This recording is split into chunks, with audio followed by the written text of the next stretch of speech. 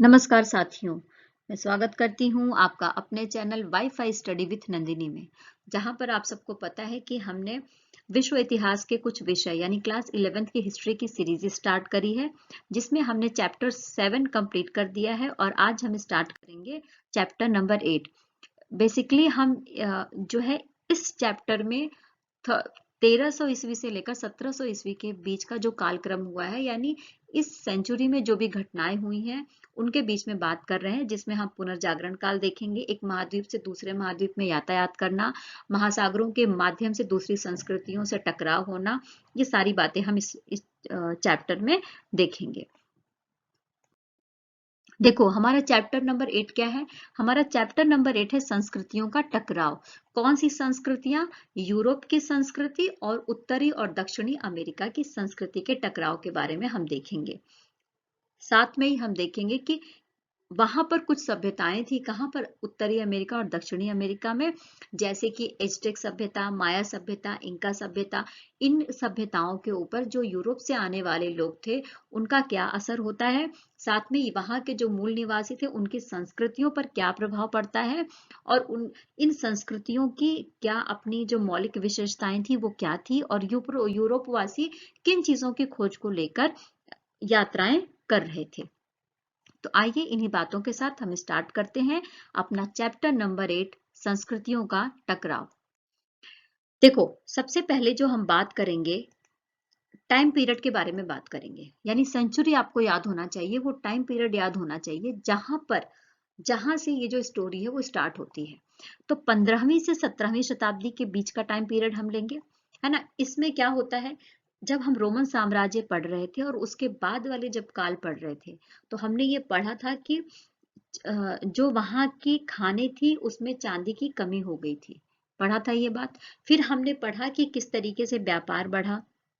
आगे बढ़ते बढ़ते व्यापार बढ़ने की वजह से हमने देखा कि लोगों की जनसंख्या बढ़ गई, लोगों की जरूरतें ज्यादा हो गई, तो अब संसाधनों की कमी हो गई, तो उन संसाधनों या उन रिसोर्सेज की खोज की जरूरत पड़ गई।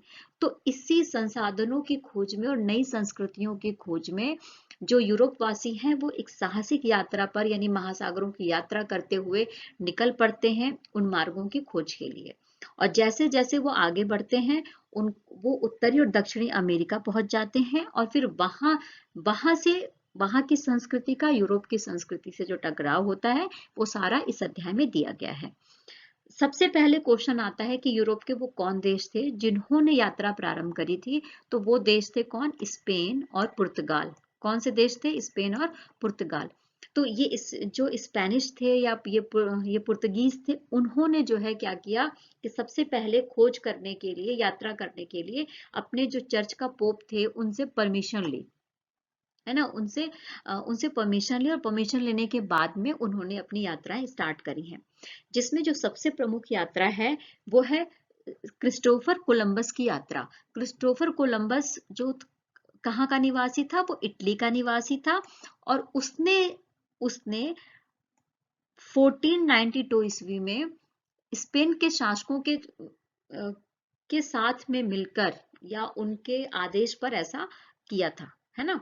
और साथ में जब हम देखते हैं कि जब क्रिस्टोफर कोलंबस अपनी यात्रा स्टार्ट करता है तो उसकी जो सोच थी वो ये चाहता था कि वो पूरब की तरफ यात्रा करेगा, है ना। जो उसका देश है, जो यूरोप है, जो इटली है, उससे पूरब की तरफ जो देश है उसकी खोज करेगा। और उसके दिमाग में था, चूंकि वो जो वास्को डी गामा है उससे बहुत ज्यादा प्रेरित था, और उस जो मार्को पोलो था उससे बहुत ज्यादा प्रेरित था वो। और उनकी जो ये रचनाएं हैं वो पढ़ चुका था, उनके जो लिखे हुए बातें थी या जो साहित्य था उनके द्वारा लिखा हुआ, या जो यात्रा वृत्तांत था वो पढ़ चुका था। तो इससे वो भारत से और भारत के आसपास की संस्कृतियों से बहुत ज्यादा प्रभावित था, और वो भारत और उससे संबंधित जो देश थे उनकी खोज में निकल पड़ा था। ठीक है। और उसने उसको पता था कि ये जो देश है वो पूरब में है, तो वो इसी तरीके से पूरब की खोज करते करते भारत के संदर्भ में आगे बढ़ता रहता है। और जो भी द्वीप मिलता है, या जिस भी द्वीप की या जिस प्रदेश या जिस जिस क्षेत्र की खोज करता है उसका नाम इंडीज रख देता है। क्या नाम रख देता है? इंडीज रख देता है। लेकिन बाद में धीरे धीरे समझ में आया कि वो जिन क्षेत्रों को इंडीज कह रहा है वो क्षेत्र दूर दूर तक भारत से संबंधित नहीं है, भारत की संस्कृति से उन संस्कृतियों का कोई फर्क नहीं है। यानी इससे ये पता चला कि उसको दूसरे किस्म के क्षेत्र मिल गए और उसको दूसरे तरीके की संस्कृतियां मिल गई, है ना। जहां पर हम देखेंगे कि जब वो खोज कर रहा था तो उसने देखा कि उत्तरी अमेरिका और दक्षिणी अमेरिका में जो संस्कृतियां मिली हैं उसमें एक कैरेबियन क्षेत्र है, ठीक है, कैरेबियन क्षेत्र है और एक ब्राजील है। तो कैरेबियन क्षेत्र और ब्राजील में जो अर्थव्यवस्था थी वो एक सिंपल तरीके से एक छोटी जीवन निर्वाह की अर्थव्यवस्था चल रही थी। और दूसरी तरफ वो देखता है कि राज्य व्यवस्थाएं हैं। राज्य व्यवस्थाएं का मतलब एक राजतंत्रात्मक शासन व्यवस्था है जिसमें राजा सेंटर में है, वहां अभिजात वर्ग है, सेना भी है, लोग लोग जो है राजा को और अभिजात वर्ग को प्रमुखता देते हैं, कृषि दास भी हैं, यानी ये सारी चीजें भी वो देखता है। अब इसी क्रम में इस चैप्टर में जो हम पढ़ेंगे उसमें मैक्सिको और मध्य अमेरिका में जो समुदाय पाया जाता है, एस्टेक समुदाय और माया समुदाय और पेरू का इंका समुदाय के बारे में पढ़ेंगे, ठीक है ना। और ये पढ़ेंगे कि किस तरीके से जब दक्षिणी अमेरिका की खोज हुई और वहां से यूरोपवासी आकर बसने लगे तो वहां के जो मूल निवासियों की जो संस्कृति थी वो किस तरीके से उसका विनाश हो गया, इसके बारे में पढ़ेंगे। और ये भी है इसमें कि जो यूरोपवासी थे जब वो यहाँ पर आते हैं यानी अमेरिका में आते हैं, उत्तरी और दक्षिणी अमेरिका में, तो यहाँ पर बहुत सारी खानें थी, यहाँ पर बागान थे, तो इसमें काम करने के लिए उनको मजदूर चाहिए थे। तो वो अफ्रीका से गुलामों को खरीद कर लाते थे और खानों में और बागानों में काम करवाते थे। तो हम देखेंगे कि यहीं से बड़े पैमाने पर एक जो दास व्यापार की प्रथा है स्टार्ट हो जाती है ना। और हम इसके अलावा जो अमेरिका की संस्कृति थी यानी इन जगहों की जो संस्कृति थी, तो उस संस्कृति को जो यूरोपवासी हैं वो धीरे धीरे समाप्त करते जाते हैं। उनके जो स्मारक थे, उनके जो लिखे गए जो पांडुलिपियां थी, उनको क्या किया उन्होंने, अमेरिकी लोगों की जो पांडुलिपियां स्मारकों को धीरे धीरे वो समाप्त करते करते गए। अब प्रश्न ये उठता है कि तब हमें इतिहास की जानकारी कहाँ से मिली अगर ये नष्ट हो गए तो, है ना। तो देखो, जब अमेरिकी संस्कृतियों को जानने का प्रयास किया गया, यानी जब इसमें इतिहासकार जब खोज करते हैं और इनकी संस्कृतियों को जानने का प्रयास करते हैं तो ये देखते हैं कि कुछ लोग ऐसे थे जिनके जो यात्रा वृत्तांत थे, यानी यात्रा करते समय जो कुछ भी उन्हें समझ में आया वो, और फिर जो नाविक थे, नाविक क्या करते थे, एक जगह से दूसरी जगह पर जाते थे और नाविकों का उस समय परिवहन का जो सबसे मुख्य केंद्र था, जो मुख्य सोर्स था, उसका नाम वो क्या था, जल मार्ग था। तो जो नाविक एक जगह से दूसरी जगह जाते रहते थे व्यापार के लिए, खोज के लिए, तो नाविकों की डायरियां मिली थी और साथ ही वहां का जो राजकीय संग्रहालय है वहां से कुछ अभिलेख मिले हैं, है ना। तो इससे उस टाइम पीरियड के जो इतिहास था, हिस्ट्री था, उसके बारे में पता चलता है। और इसके बाद में ही एक फिजिकल मैप जब आप देखेंगे, और अभी हम फिजिकल मैप देखेंगे भी इस वीडियो में, आपको देखेगा कि जो दक्षिणी अमेरिका है वहां पर विश्व की सबसे लंबी जो अमेजन नदी है वो बहती है। और आप देखेंगे कि जो अमेजन नदी है वो बिल्कुल घने जंगलों और पहाड़ों से ढके हुए जो क्षेत्र हैं उनसे होकर बहती है, जो विश्व की सबसे लंबी बड़ी नदी है। अब देखो, सबसे पहले इस मैप को देखिए, इस मैप को अच्छे से समझ लीजिए, मैप को रट लीजिए, क्योंकि अगर एक बार मैप याद हो गया, जगह याद हो गई, तो आपको बहुत अच्छे से संस्कृतियों के टकराव वाला जो चैप्टर है वो बहुत अच्छे से समझ में आ जाएगा, क्लियर हो जाएगा। देखो, सबसे पहले जो हम महाद्वीप है उनके बारे में बात कर लेते हैं। देखो, ये हमारा उत्तर अमेरिका है और ये हमारा दक्षिणी अमेरिका है। जो अमेजन नदी के बारे में बात की गई है दक्षिणी अमेरिका में, आप देखिए कहां से लेकर कहां तक ये बह रही है ना। अब यहाँ पर कुछ चीजों के बारे में बात करेंगे। ये जो कैरेबियन सागर है, कैरेबियन सागर के पास में बहुत सारे आपको छोटे छोटे छोटे छोटे छोटे छोटे आपको क्या दिख रहे हैं, द्वीप दिख रहे हैं, ठीक है ना। इन्हीं द्वीपों पर इन्हीं द्वीपों पर कुछ आदिवासी या कुछ जो है जनजातियां रहती थी, है ना। और ये जो क्षेत्र है आज इसको कहा जाता है बहामा। क्या कहा जाता है? बहामा। उन जनजातियों के बारे में हम अभी पढ़ेंगे। साथ में ही जो ये देखो, ये जो क्षेत्र है बृहत्तर एंटीलीज जो क्षेत्र है, इसके बारे में भी हम अभी पढ़ेंगे, जिसके बारे में इसका क्षेत्र आप याद रखिए। आप कैरेबियन सागर की स्थिति देख लीजिए। ये अटलांटिक महासागर है पूरब में, पश्चिम में हमको दिख रहा है कि प्रशांत महासागर है ना। और अब ये देखो कुछ संप्रदाय हैं जिनके बारे में हम पढ़ेंगे, जैसे एज़टेक संप्रदाय जो मेक्सिको की खाड़ी है, इसमें दो संस्कृतियों के बारे में हम पढ़ेंगे, जिसमें एज़टेक साम्राज्य है और दूसरा है माया संस्कृति का क्षेत्र, इसके बारे में हम पढ़ेंगे। एज़टेक साम्राज्य, उसकी राजधानी टेनोक्टिटलान थी। क्या थी? टेनोक्टिटलान, है ना। ये हो गई। फिर पनामा जो जल संधि है वो किस तरीके से उत्तरी अमेरिका और दक्षिणी अमेरिका को जोड़ती है, ये देख लो। और यहाँ पर एक इंका साम्राज्य है जो पेरू का है। इंका साम्राज्य है जो पेरू का है, इसके बारे में हम पढ़ेंगे, ठीक है ना। अभी ये जो जनजातियां यहाँ पर पाई गई हैं, किस तरीके का साम्राज्य है, ये सारी चीजें हम पढ़ेंगे। ये जो एक मैप है, एक आपको ओवरव्यू दिया जा रहा है, एक ज्योग्राफिकल जो पैटर्न है, जो ज्योग्राफिकल स्ट्रक्चर है इस एरिया का, उसको आपको बिल्कुल दिमाग में बिठा लेना है। अब आते हैं हम कैरेबियन द्वीप समूह और जो ब्राजील के जन समुदाय के बारे में, जहां के बारे में हमने पढ़ा था कि यहाँ की जो अर्थव्यवस्था थी वो बिल्कुल सिंपल थी, छोटे पैमाने पर थी, है ना। तो यहाँ के बारे में बात करते हैं। तो देखो यहाँ पर जो जनजाति पाई जाती थी उसका नाम था अरावाकी लुकायो। क्या? अरावाकी लुकायो। अब यहाँ पर क्या है, मैंने आपको बताया था मैप में कि कैरेबियन सागर में छोटे छोटे जो सैकड़ों द्वीप हैं जिसको बहामा कहते हैं, तो यहीं पर ये जो अरावाकी लुकायो जन समुदाय था वो इसी एरिया में रहता था, है ना। जिसको कैरिब नाम के खुखार कबीले ने उन्हें लघु एंटीलिज प्रदेश से खदेड़ दिया था। और अब कुछ ऐसे भी प्रजातियां थी, कुछ ऐसे भी जन समुदाय थे जो वृहद एंटीलिज प्रदेश में आकर रहने लगे थे। जो अरावाकी लोग थे वो नेचर से बिल्कुल शांति प्रिय थे, यानी लड़ने में विश्वास नहीं रखते थे। किसी भी बात को बातचीत के माध्यम से, किसी भी झगड़े को बातचीत के माध्यम से निपटाना पसंद करते थे। और ये कुशल नौका निर्माता थे, है ना। कुशल नौका निर्माता थे क्योंकि यहाँ पर पेड़ बहुत पाए जाते थे, तो पेड़ के जो तने होते थे, खोखले जो तने होते थे, उससे वो अपनी जो नाव की डोंगियां है उसको तैयार करते थे। और उन्हीं डोंगियों से वो जो पानी में या नदी में, सागर में एक जगह से दूसरी जगह पर यात्रा करते रहते थे। इनके जीवन निर्वाह का जो सबसे प्रमुख साधन था वो क्या था?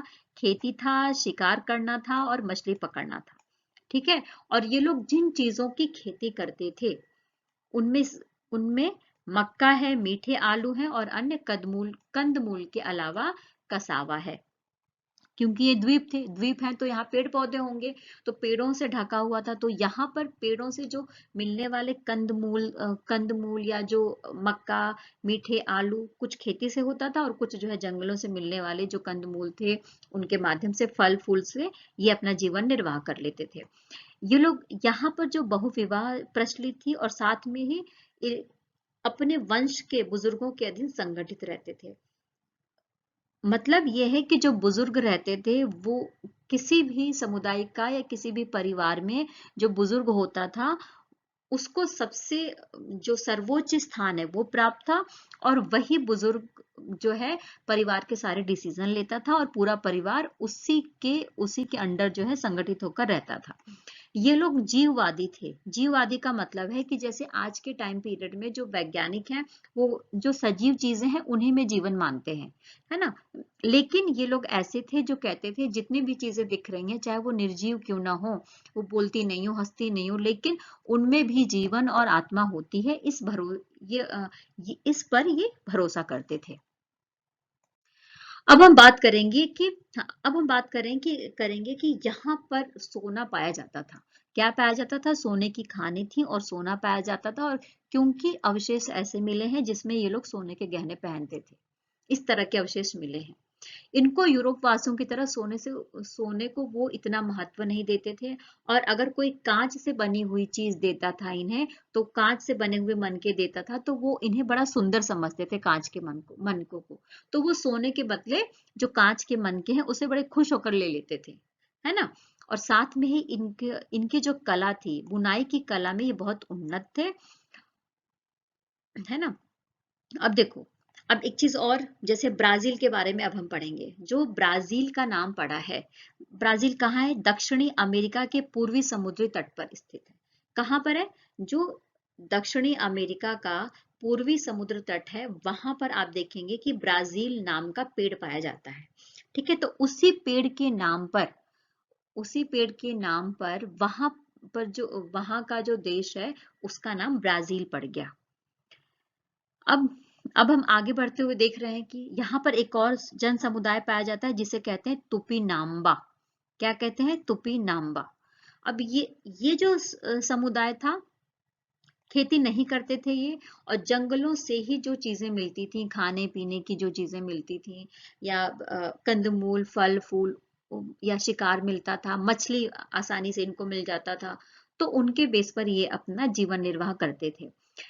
ये खेती करना चाहते थे, लेकिन खेती के लिए इनके पास जमीनें नहीं थी। और उसके लिए ये बताया गया है, इतिहासकारों ने ये बताया, क्योंकि जो जंगल को काटने के लिए क्या चाहिए? कुल्हाड़ी चाहिए, और कुल्हाड़ी के लिए लोहा चाहिए, और लोहे लोहे के बारे में इनको पता नहीं था।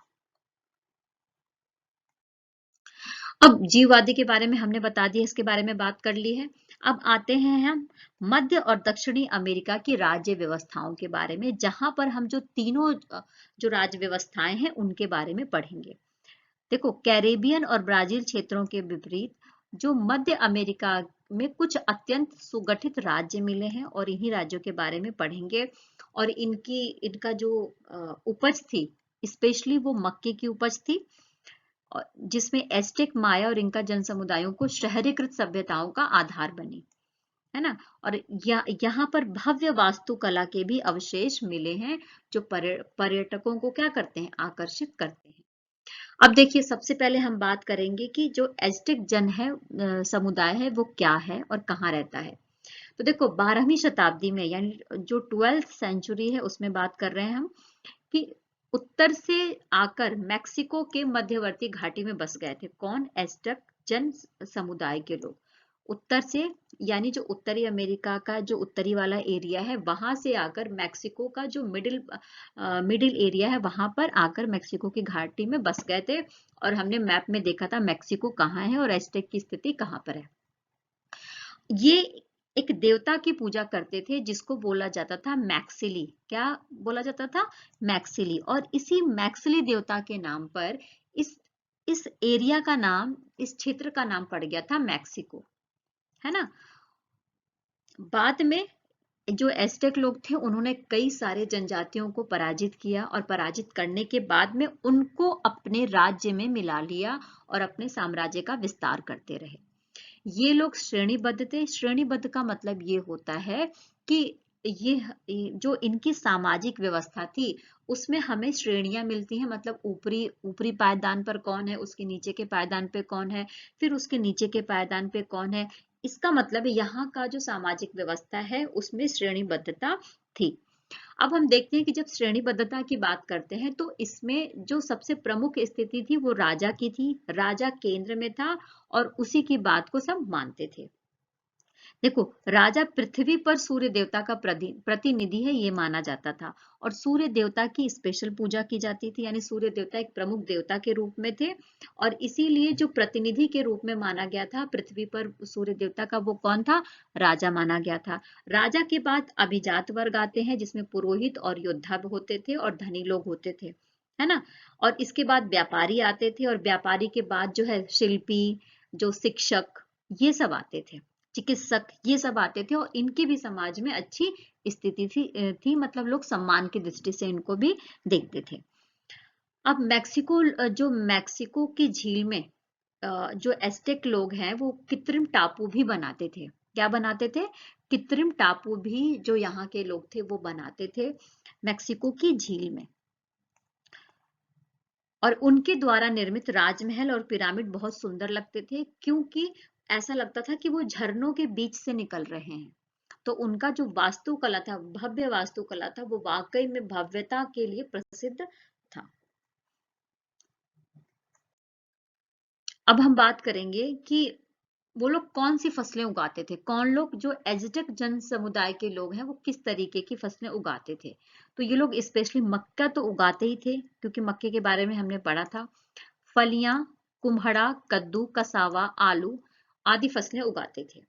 इसके बाद हम ध्यान देंगे तो हमें ये दिखता है कि जो इतिहासकार ये बताते हैं कि जो एस्टेक लोग थे वो बहुत ज्यादा अ, मतलब उनको ये था कि बच्चे उनके स्कूल जाएं, तो वो बच्चों को स्कूल जाने जाने की जो परंपरा है वहां पर देखने को मिलती है।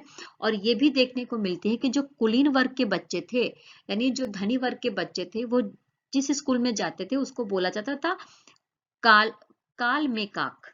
और जो अन्य बच्चे थे वो जहां पर जाते थे उसको बोला जाता था तेपो कल्ली स्कूल। कहाँ क्या बोलते थे उसको? तेपो कल्ली स्कूल। स्पेशली जो लड़कों को जो चीजें सिखाई जाती थी वो सैन्य, हाँ, सैन्य के बारे में, और साथ में ही जो इतिहास, भूगोल, इस तरह की जो सब्जेक्ट थे उसके बारे में सिखाया जाता था। और जो लड़कियां थी, है ना, जो लड़कियां थी उनको घरेलू कामकाज करना, इस विषय के बारे में बताया जाता था। अब ये जो आप देख रहे हैं ना, एक ये क्वाइन देख रहे हैं, ये क्वाइन क्या है? ये माया संस्कृति की क्वाइन है, जो 6वीं शताब्दी की है। देखो, अब माया लोग आ गया, यानी माया लोग का मतलब है माया जन समुदाय के बारे में हम पढ़ेंगे। मैक्सिको की ही एक और सभ्यता है जिसका नाम है माया सभ्यता। और ये जो सभ्यता है 11वीं सेंचुरी से 14वीं सेंचुरी के बीच की है। यहाँ पर भी मक्के की खेती इंपॉर्टेंट है, क्योंकि आधार मक्के की खेती ही है। और उनके धार्मिक क्रियाकलापों में, उत्सव में मक्का बोने, उगाने और उसके काटने से जुड़े हुए कुछ त्योहार मनाए जाते हैं। यहाँ पर जो खेती की जाती थी वो बहुत ज्यादा क्या थी? उन्नत थी, बहुत उन्नत थी, मतलब विकसित थी। और एक कुशलता पूर्वक, यानी इसकी जो स्किल बेस्ड एक खेती की जाती थी, जिससे क्या होता था, जो पैदावार थी वो बहुत ज्यादा अच्छी थी। माया सभ्यता के काल में वास्तुकला, गणित, खगोल विज्ञान आदि के क्षेत्र में पर्याप्त प्रगति हुई है। मतलब वास्तुकला, गणित और खगोल विद्या विषयों के बारे में लोगों को ज्ञान था, पढ़ाया लिखाया जाता था, समझाया जाता था। यहाँ से लोगों को चित्रात्मक लिपि मतलब ये लोग जिस लिपि का प्रयोग करते थे वो लिपि थी चित्रात्मक लिपि, जिस लिपि को अभी तक पढ़ा नहीं जा सका है। अब पेरू के इंका लोग के बारे में बात करेंगे। देखो, हमने 3 सभ्यताओं के बारे में पढ़ना था। एज़टेक हमने पढ़ा, फिर माया पढ़ा, और अब हम पढ़ेंगे इंका लोग, जो कहाँ के थे? पेरू के थे। अब इसका जो भौगोलिक इसका स्ट्रक्चर है उसके बारे में हमने पहले ही मैप में देख लिया था।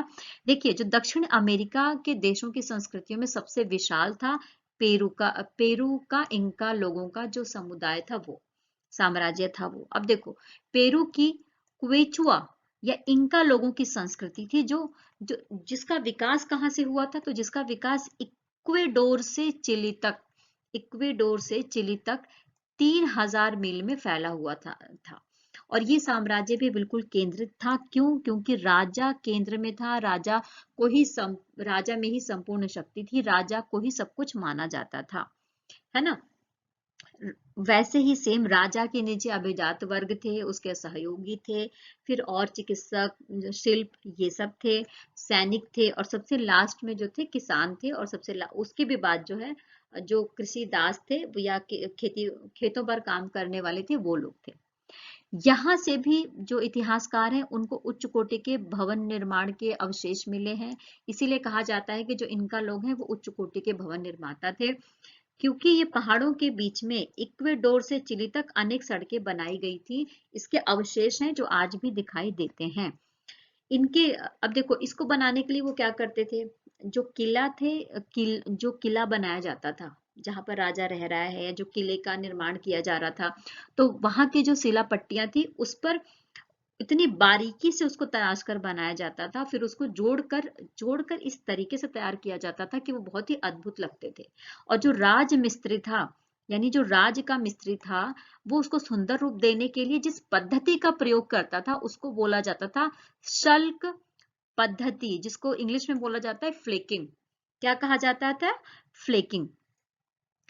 अब यहाँ का जो इस सभ्यता का आधार भी कृषि था, यानी खेती अच्छी होती थी। खेती की जो जमीन थी, भूमि उपजाऊ न होने के कारण पहाड़ी इलाकों में उन्होंने सीढ़ीदार खेत बनाए थे। मतलब जो जमीन थी वो उपजाऊ नहीं थी, लेकिन इनको खेती करनी थी, खेती का इनको शौक था, खेती आधार थी अर्थव्यवस्था का। तो इन्होंने पहाड़ों को काट कर एक सीढ़ीदार खेत बनाए और वहां पर खेती की। और साथ में ही जो जल निकास की प्रणाली है और जो सिंचाई की प्रणाली है, उसका विकास भी अच्छे तरीके से किया।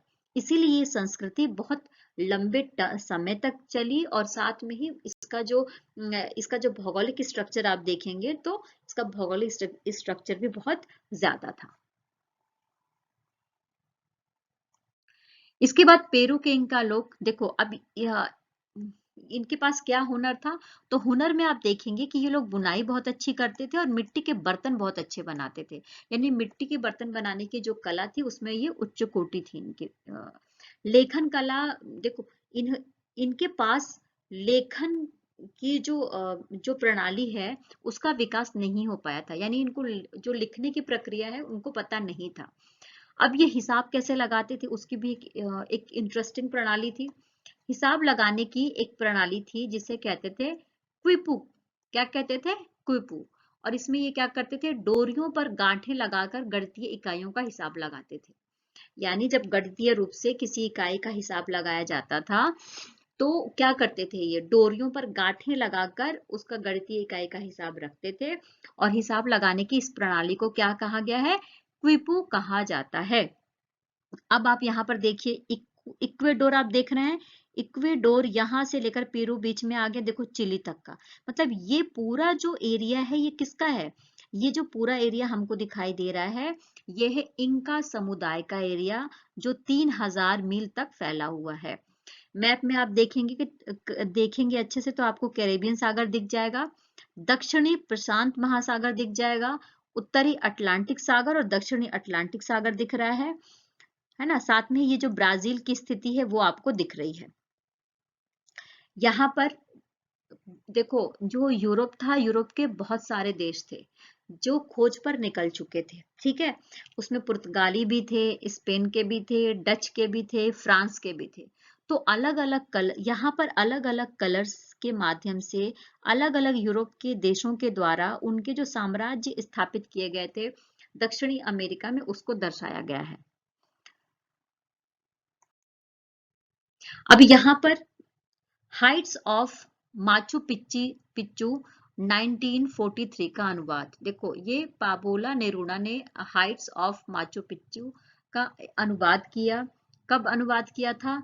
1943 में।